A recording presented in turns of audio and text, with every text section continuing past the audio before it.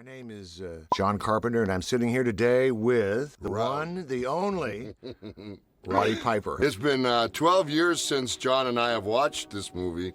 It was a fun, hard movie to make. Well, we introduce you right away. Here you are. You played a man named John Nada. This is when you're in the basically the unemployment office, and you're trying to get a job, saying that you're basically one of the working poor. You know, you got your tools with you. You're a good man, and they turn you down. We needed homeless folks in a particular scene that you'll see coming up, and so John went and grabbed all the homeless folks and fed them and got them a payday and took care of them, and so the homeless folks you're seeing in there are the real homeless folks. So now you're trying to get a job as a foreman is telling you that there's no work, and basically everywhere you go, you're kind of running into Dead the wall. tough times. Yeah, dead wall. Yeah. Nothing to eat. And this was actually a fact of life back in the 80s. It's improved a great deal now. This is how people then were living. Some of them were living in little camps like this, and this was a part of I don't know. It's a part of America that some people don't like to see. They don't want to know about it. That's something I remember you telling me about the two characters have to bond together to make this movie work, and this is the scene that we worked hard on. I remember one day I sent you guys out and I said, be in your character and go have lunch. Yes! And you came back and I said, well, what happened? And you said, it was just, we didn't have to say much. Now we're in our night sequences, and we began to find out a little bit from this TV.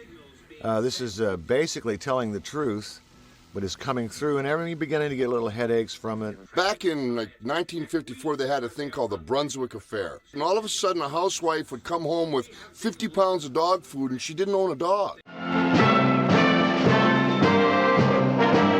Well, in my case, it was a matter of buying dog food. I went to the supermarket and picked up 6 dozen cans of dog food, and I don't own a dog. I don't even like dogs. Every one of these people displayed the same kind of erratic behavior. And what they were doing was they were sending signals out through the TV. I didn't know that. Yeah, and it's very in history. You look back at it, and it'll tell you about the Brunswick Affair. I'll be damned. Lonely guy. Yeah.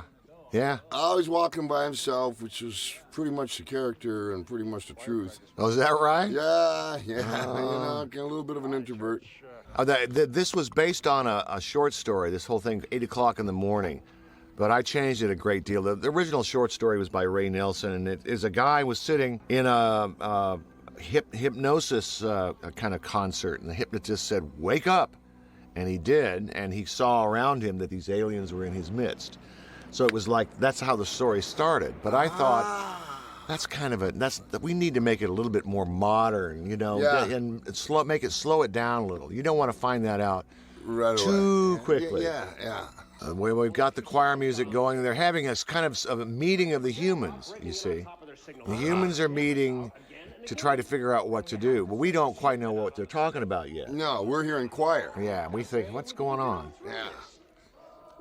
So they're in a church, and this is where they're broadcasting the signals from, and you're kind of finding this stuff out. Scared the dog right out of me. Is that right? Yeah. Oh, yeah, because he grabbed me by the throat. One thing that I'm impressed with watching it now is how we shot Los Angeles. Los Angeles, to me, has always been a really beautiful place, even though it's, it has its problems. But I fell in love with it when I got here. I just love the architecture. I love it's a desert. It's a desert with water and freeways that kind of just settle, you know. Yeah. But on the edge of everything, it's still slightly dangerous place. LA. Yes. It's a really unique place. You had some nice hair in those days, my friend. Nice hair. Bless your heart, man. So it's nighttime. We're going to come up to this big action scene in a minute. Yeah. Now this was an ambitious scene for us to stage on our little budget, you know. Yes. You know, every action scene that we had that was this size, we had to really make use of it because Make it work. We didn't have much. My buddy, he leaves me. So where am I again? Nada. Nowhere. With Nowhere, man. No friends, no dogs, no doofus. So now it's time to run with a Panaglide following you. Yes, and we know that because you cannot win in that situation. No. But you notice how he's clutching onto the boy? I'm not sure that I was consciously doing that as an acting piece of business. I think sincerely I was clutching onto him because it was me. You. Oh, you were holding yourself. Yeah, and I just looking back at it and how I'm holding them. Yeah. I was in a very ugly time of my life there. I had been wrestling nonstop every day of my life, 300 days a year. And I just got out of the WWF, as we've mentioned before, not to be redundant, but I came from a different world and I did not understand this world. And so I was having a lot of turmoil inside me at the time. Now we're coming up to a key scene here. I think pretty soon we're going to be getting into the sunglasses scene. Okay, so... And this is one of the ones that I'm the proudest of you as an actor because you have to do something that's really difficult to do. Through those glasses that we had, you just had to imagine what you were seeing. See? Yeah. You had to make it up in your head.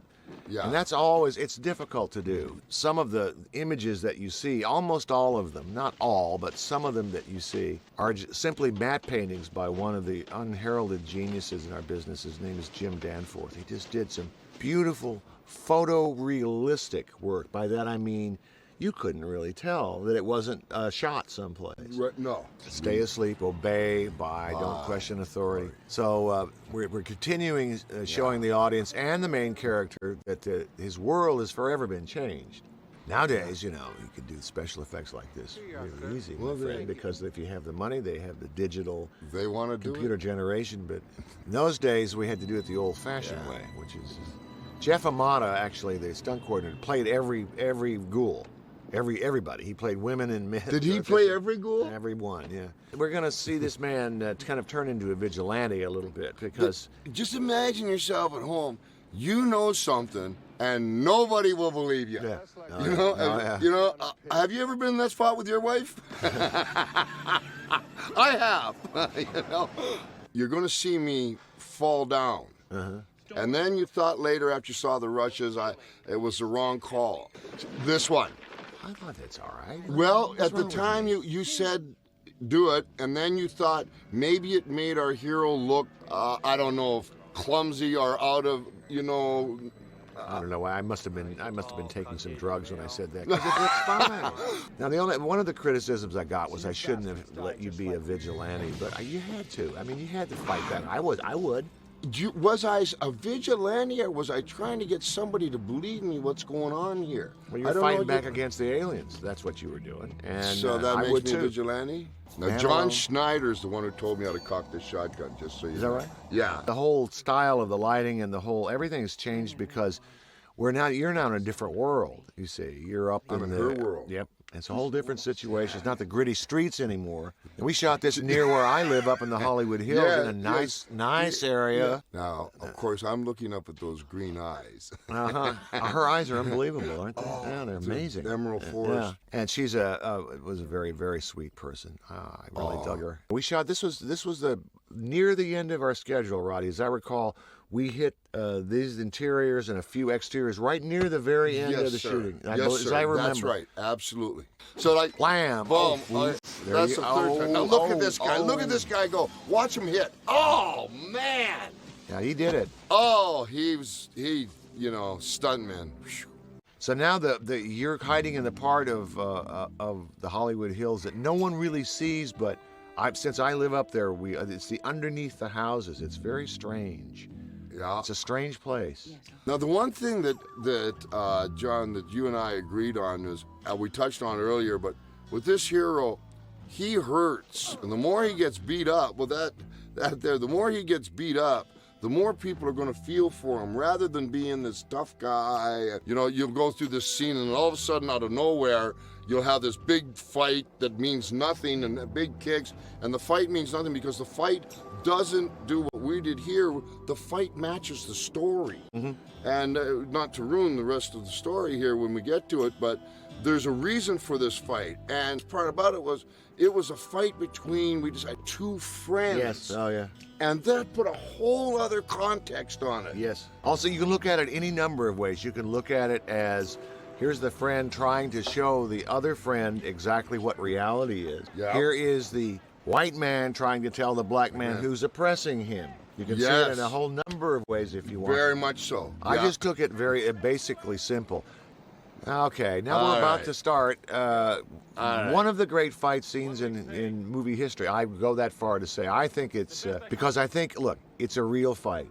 It's not a flashy fight in terms of you guys don't have kung fu going, you don't have martial arts, you're not flying through the air. No. You're just going at it. Two rounders. Yep. Now this is the scene I loved and hated the most. Yeah.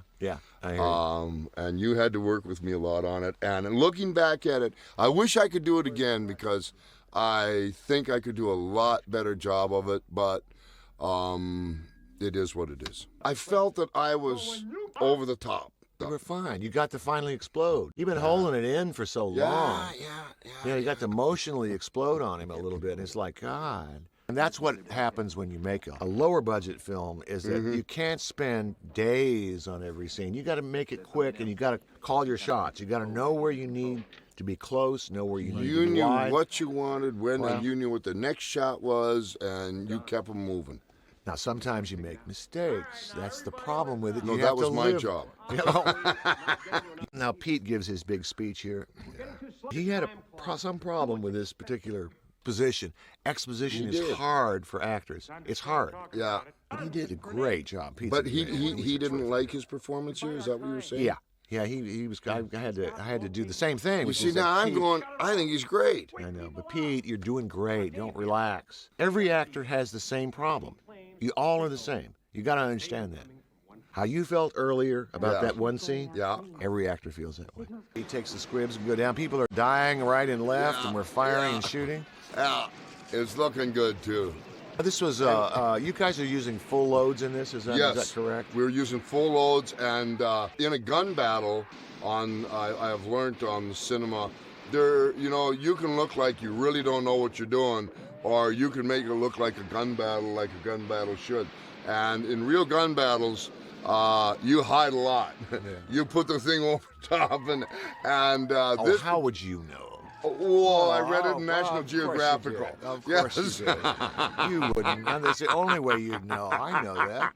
We were under these tunnels that connect. They're underneath Los Angeles. Well, they connect various city buildings, and I've never seen it in a movie before. I'd never seen this location. We're getting near. Taking my best stuff We're getting near the end of the film now. This is the kind of the final action, the siege on the. And as it ends, I want to say, John, you have stood the test of time, and the other thing that I hear about They Live all the time is I'm a huge John Carpenter fan. That's